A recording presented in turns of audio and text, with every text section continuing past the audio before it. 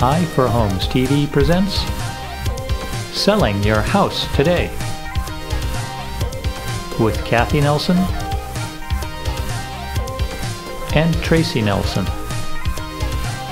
And now, Kathy and Tracy. Hello and welcome to our show today. Happy Friday. I'm Kathy. And I'm Tracy, and we are a husband and wife real estate broker team with John L. Scott in Redmond, Washington. And you're watching Selling Your House Today, a weekly webcast that happens every Friday at noon. Yeah, these shows are focused on getting you the information that you need in order to sell your house with confidence in today's hot market. And today's topic is Feng Shui. We've all probably heard of Feng Shui, but maybe we don't know exactly how to use it best, especially when it comes to selling our house. So to help us with that today, we have with us Dana Claudat of the Tao of Dana. Hello, Dana, and welcome to our show. Thank you again for being a part of it today. Hi, thank you so much for having me. You're actually not in Washington State at all. You are. That's where we are. You are. Where are you located? I'm in Los Angeles. Are you? Nice. Is it gorgeous weather? It is. It's gorgeous. It's hot. It's dry, but it is definitely beautiful here. We will be there next week, so I'm Oh, looking forward to wonderful. that. Yes. Our son is getting married. Oh, how exciting. Well, the market is very hot here, so Good. Hey, maybe we'll. No, we can't sell a house there. But we'll have a great time at the wedding. Yes, we will. that's awesome. Why don't you tell us a little bit about yourself? Well, I'm a Feng Shui master and a designer, and I'm a pyramid school Feng Shui master. And what that means is that I study a form of Feng Shui which is more scientific. It's not based on superstition. For anyone who's heard about Feng Shui, people have heard about a lot of talisman and a lot of coins and lucky charms and all sorts of things. I don't do any of that. I focus on your specific experience of space and making it the best possible for you specifically. And you're a grand master. I'm a master. That's what I'm told, that I'm a master. For me, I am a list. I help people to maximize the potential of what they have. Oh, that's really nice. Very cool. Yeah. Well, what we want to talk about today is how Feng Shui might be able to change this process of getting your house sold. It's so important. Yeah. But It is. To start with, Feng Shui, when I looked it up just a bit ago, I never knew this, but it means literally wind, water. What is it, and why should we all pay such close attention to Feng Shui?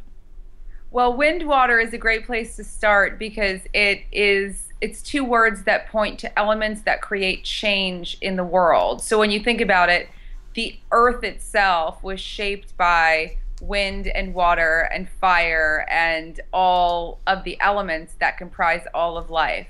So Feng Shui deals with those elements and how to organize them so that you are living more in touch with nature. And that doesn't mean that you're, a bohemian who's hanging out in the forest all day, although that's great.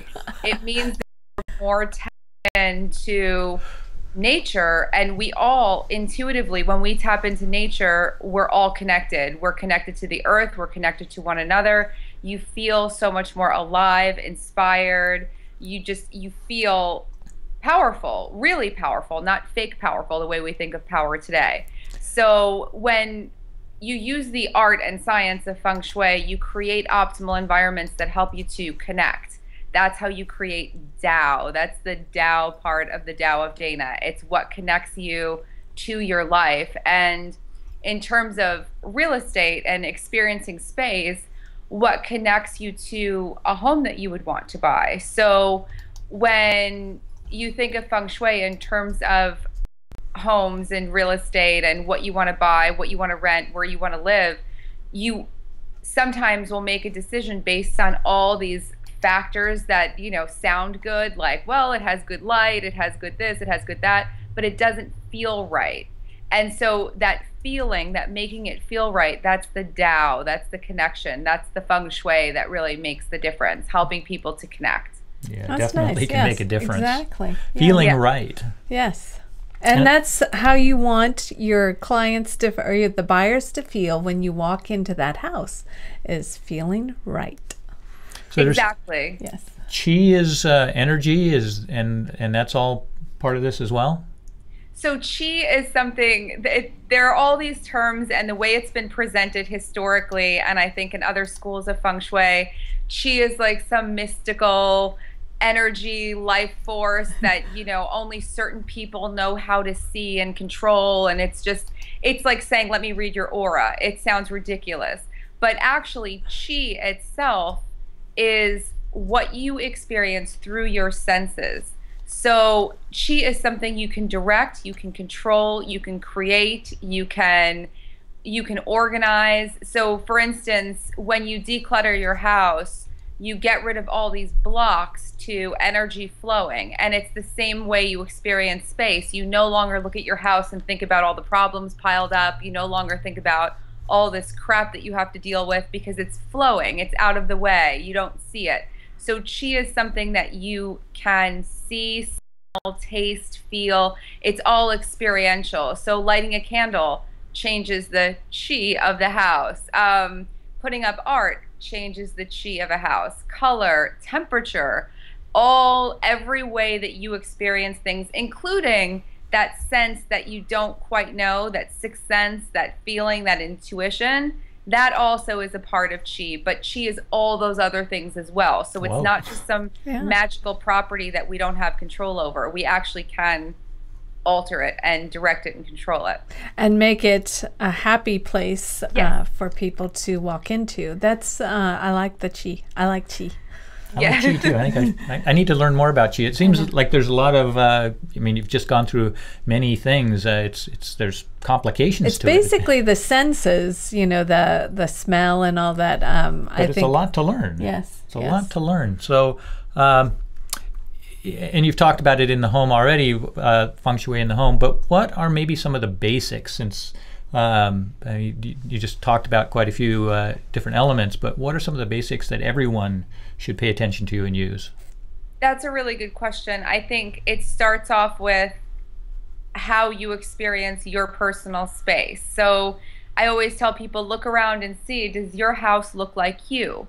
Your house is a mirror of you, and that's a real fundamental in the feng shui that I practice. Your home mirrors your life, and we're not used to thinking that way. We're used to thinking your home is where you live. Yeah, it should be nice. It should show people this and that, and it should be organized. And there are all these words and ideas that we think of, but really your home is a mirror of you. So your home should reflect, at the very least, your personal style, and it should reflect the things that you love, and it should be in a condition that mirrors the condition that you want to be in, or you aspire to be in your life. So perhaps you're not having the greatest time in your life right now. Your home being more organized, cleaner, more polished, more shining will help your mood. It's now a lot of science studying these different factors of environment, how they affect us. For instance, there have been lots of studies about how in hospitals, if patients can see a window or a landscape photo, something green, they heal faster than patients who don't. And this has been empirically studied over and over again. So there are all these different ways that environments affect us and reflect us. So for that patient sitting in the bed, if they're seeing green growing, that is mirroring their cells regenerating. That's mirroring health coming back and that connection to nature. And that's really powerful. It's the same thing with your home. One of the basics is, what do you see and how does this mirror your life, and how can it mirror your life a little bit better? That's like a real fundamental. Another thing, of course, is clutter. Clutter is obstacles. It stops the chi from flowing. And so clearing clutter, I know right now there's a really hot book by Marie Kondo, which is all about the magical art of housekeeping and folding and organizing and all of these things. And it's a great starter book in order to declutter your space. I think it's sold something like 3 million copies already. It's a real phenomenon. And that's a really good place to start with clearing obstacles and creating more flow. And then I think fundamentally, there are ways, if you want to go deeper, that you can learn to very specifically tune different areas of your house to reflect prosperity and love and health and peace and all of those things. And that's a good point, doing the specifics. So if we're selling our home and we want people to come in and get that sense like right away that this is a nice house for them, not, and it doesn't reflect our chi. Right. And you want a neutral chi, or almost their, wouldn't it be nice if it just switched over to their chi, you know, kind of like. Well, you know, there are, I know that for some people, and it depends, like for, especially when you're shopping with someone and helping them to find a house to buy, if you know what they actually like, you can actually direct those adjustments in homes so that people can actually look at different areas and see the potential of a home to morph into more of what they want. And it's the same thing if you're selling your house. There are things that everyone's always moved by, and some of the things that I think a seller can really do to their home, just very simply, is first of all, clean it up and don't have it in disrepair. The walkway from the street to the door is probably the most important. And a lot of times I know in apartments and condos, people say, well, it's not my responsibility to sweep the steps. It's not my responsibility, but it is. If you don't do that, then who is going to do it? And if someone walks into a building and there's junk on the stairs and it's dusty and it just doesn't feel right on the walk up, even if it's your public sidewalk, sweep it, clean it, wash it, make sure it's landscaped. Everything moving into that space needs to be right, because we get messages as we approach a space as to where we're entering. How difficult is it to enter? Is there obstacles? Is it a problem? Do I feel strange, or do I feel compelled to want to go into this house?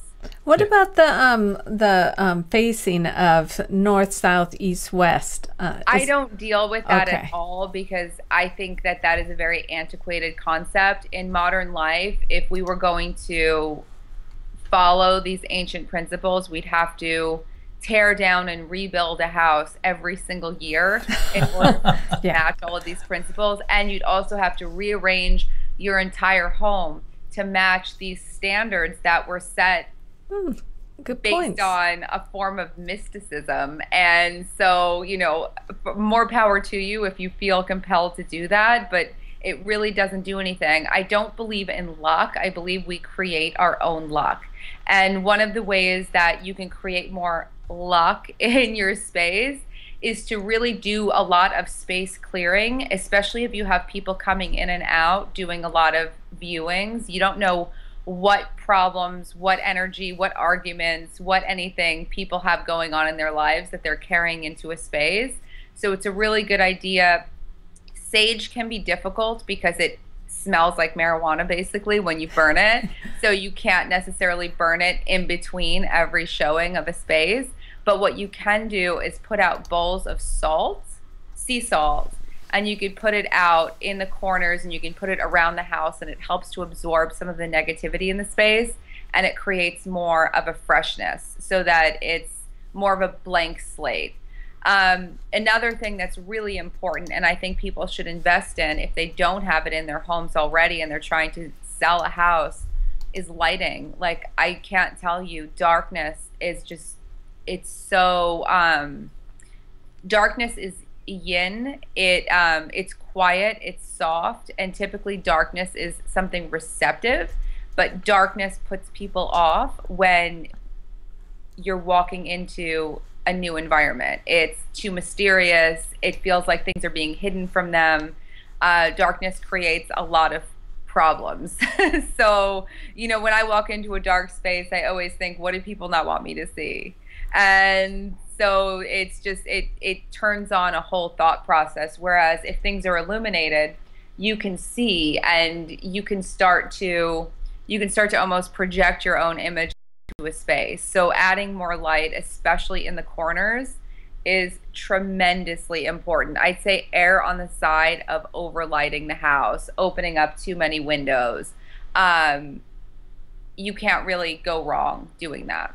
The Kathy mentioned the north, south, east, west sort of thing, but and then there's architecture, both inside and outside the house. Can you use Feng Shui to maybe improve or, I don't know, lessen a undesirable architecture so that when buyers come in, they maybe are deterred, more energized? You know, I'm a big believer in showing everything. Part of the philosophy of my blog is like nothing is perfect, and it's embracing imperfections. So to me, I don't function by quote unquote masking things. I think about optimizing them. Like, okay, so the ceiling slants over here, but look, you can create an altar here. You can make this your TV spot. It actually helps to conceal the television if you put it in this area. Or, you know, while this is a really awkward corner, it makes for a really good place to have coffee in the morning. Or this is a really good place if you make art or write in a journal. We keep a little table here and this is what we do. Really amplifying and maximizing the story that a space can tell is completely different. I mean, I've lived in some very old, very storied architecture in Los Angeles, and it's been places where probably no one would want to live, just visually, when you think about like sleeping in these little sleeping nooks and all of these different parts of the house. And yet, because the story was so clear of the space and how I could use it really personally, I was so drawn toward those spaces, and they were really, really good to me. So rather than trying to hide things, I think it's better to sort of maximize them, not, oh, you know, let's try to draw attention away from the ceiling that's falling down. It's like, okay, well, you're going to have to fix the ceiling. And even though the ceiling's slanted, this is how it could be this is how it can serve you. And that, I think, is always much more appealing. I am more authentic. Yes. If I'm buying something and making a big purchase and someone tells me the truth and I don't hear just, this is awesome, oh, don't worry about that, or oh, that's not a big deal. Exactly. Every time I hear don't worry about that, that's not a big deal, I'm like, I don't feel good. Must be a big deal. That's really good information, and it really does, because you want to be, if there is some kind of little flaw, you can fix it or whatever and make it a happy place. So I think those are great suggestions. And another, oh, sorry, I don't want to cut you off. No, go ahead. Another way I think about space is having room to grow. So, you know, if someone thinks the space has to be perfect before you move in, and it's perfect, then you have no room to grow. And really, your space is designed so that you can grow with it. So I leave some walls, some spaces empty so that I can put art up later. I leave some things so that they could be interchangeable, so that there's room to make changes. I don't think that being locked into one way of looking at something is useful. And actually, another great sell for an awkward room is showing people how the furniture can be rearranged, because a lot of people don't know the potential of a space. They just know what they see, and they think that's the only thing possible. I know that from my clients. They think the way their house came is just the way that it is, and it can't change. And I never thought I could just turn the furniture around. And giving people those options really helps broaden what an adventure it can be to live in a new place, rather than, okay, here it is. This is how it is. This is how it goes. And you can't do anything about it. It's can't just do anything there. about it. Oh, those are great tips. You know, somebody wanted to ask you about, just watched a video of yours last night, and it was about your home where you grew up and trying to get back to that feeling that you had growing up. Yeah. Tell us a little bit more about that real quick, if you don't mind. Being at home is a really specific thing to everyone. So for instance, your home isn't necessarily where you grew up.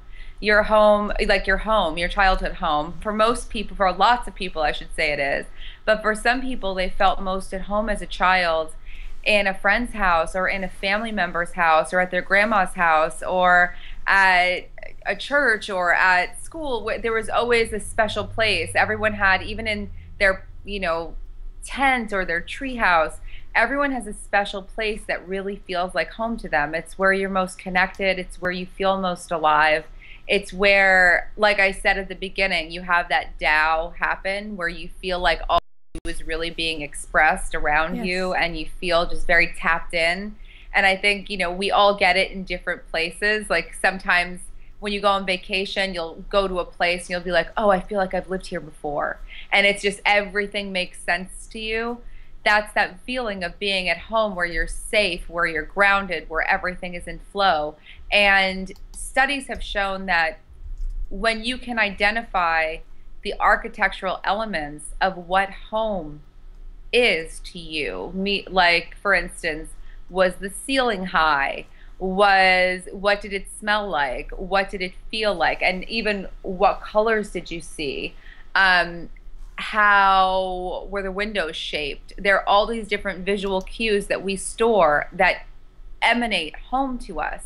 Yeah. And that is an impression we get from a very, very young age. So when you bring more of that into your space as an adult, you create more of a continuity of what home is and really tap into that feeling of home. So a lot of people, when they don't feel at home where they are, I ask them, well, where'd you grow up? What did it look like? Did you like your childhood home? And some people will say, no, I hated it. And I'm like, okay, well, maybe that's why you hate this space, because it seems so much like it. Let's change that. Or if you really loved it, what did you love about it? How did it feel? That's why really, do you have those colors here? Yeah. Why don't you, oh, I never thought of it, or I didn't know, or, That's really funny you said that, because a lot of our house is filled with our family mementos, It feels a lot like, I mean, we both grew up in the same town and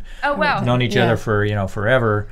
So our house is filled with things that lots are of memories are of us. us. So it feels good, and it'd be great to be able to somehow jumpstart that feeling in a house that you're going to sell. Yeah, and to get that feeling. It probably requires somebody like you, a professional, to come in and say, if you really want to do it right anyway, come in and say, hey, maybe move this, change this, colors, whatever, all these various things that you've been talking about. Well, yes, it's always great to have a me, but I like to empower other people to do this, or at least, to do the basics of it. And I think the greatest conversation to have with people is, how can we make this feel like home for you? Like, what would make this feel like home for you? Because this is what, and that's a really good tool actually for people who are searching with a buyer to find a house, to really identify what home looks like. So you're not looking at these random houses with all these great attributes on paper that just aren't going to resonate. Funny when you said that too. Little pieces come to our client's head when they see a house that's similar to maybe that kind of feeling, and it only takes imagination of adding red to their porch or whatever. And by the time they move in and you see photos of how they're putting their home together, you start to see what they envisioned when they looked at the house for the first time. So those kind of things are really important, and I love that you brought those up. Well, yes, I'm glad that it all resonates. It's so great to see that, people do gravitate toward this. And, I think especially in simpler places in Los Angeles, it's a little hard because I think people buy real estate to try to prove a lot of things about who they are. Yes, we've been in that area. Yes. A little bit different. But for the most part, you're never going to feel at home unless you have those elements of home in a space. And if you were to design a house or set a house up to sell it, you could never anticipate what would be home for someone else, but you can definitely depersonalize the space so that other people have a chance to project their vision of what home is. Like, keep the art really simple, take down family photos. It's very hard to imagine yourself kind of moving into someone else's house. I mean, even just the place I live at now, when I first saw it, it was mainly empty. The person who lived here never really moved in. So it was easy for me to see how I could work with the space. Whereas I've seen other places where there's so much stuff in it, and there's photos everywhere and family photos and all this stuff. Those and you sit on the market a little longer. Yeah, do you really want to sell your house? want to be a part of it. I know It that feels it's strange. like you're walking into their space and not your own. So yeah, I totally get what you're saying, and I love that your all your tips today. Thank you for sharing them. Why don't you tell everybody where we could find you online? And you have a book too. I have an e-guide that you can download, which is Feng Shui 101, and you can find it on my blog. It walks you through how to basically do all the basics of Feng Shui and do them for yourself. Because like I said, I want to empower people to be able to do these things for themselves. And my blog is the Tao of Dana, but it's fengshuidana.com. So it's www.fengshuidana.com. And there's all sorts of social media links there. Gosh, so you can follow me wherever you'd want. Yeah. There's lots and lots of images. There are thousands of posts. There's tons of science, tons of tips. Health, and then, of beauty, course, pets. Yes, everything. Pinterest. So it's a real universe, and it's always expanding, and I'm always bringing in more science and more ideas, things that can help people, because I think infinitely space is so important and it's so unexplored, and I want to bring, every discipline I possibly can into the exploration of space, because we already know you need to eat well, you need to exercise, yes, you need to do all these things to be healthy, but who thinks, oh, well, to be healthy, I have to have a healthy house? Like, nobody. Like, almost nobody. It's only now starting to become it is now something that people recognize. And I think the more people recognize it, the more the real estate market is going to change, just like the food market has changed, where McDonald's has lost like 900 stores because of their unhealthy food. And I think the same thing is going to happen to the real estate market, where people are going to be looking for healthier homes, for more insisting upon having, environmental things changed in their neighborhoods. It's going to be a real revolution in terms of the environment. And even what you said on a post, I can't find it now, but it's on your website. It's the one on the kitchen, where it's just how you present your kitchen in cooking healthy meals for your family. Yeah. And all of these things are on her website. I could go on because I saw that you're gluten-free, and I saw all sorts of things. So gluten-free. Yeah, I'm gluten-free. So you have a ton of information, and I recommend everybody getting on her website and checking out all the wonderful things you say, and hopefully connecting with you. Well, thank you so much. This has been so much fun. I know it has. That's Thank you great. so much, Dana. Thank you very much. Bye-bye. Bye. Wow, I could go on. That kind of stuff, that bringing in, little bits for the new buyer to come and love your house too. She had some great tips on that. Yeah, I haven't really thought of Feng Shui in that way, so it's been very helpful and a lot of fun. So thank you again for joining us today, and I hope you tune in next week. See you next time. Bye-bye.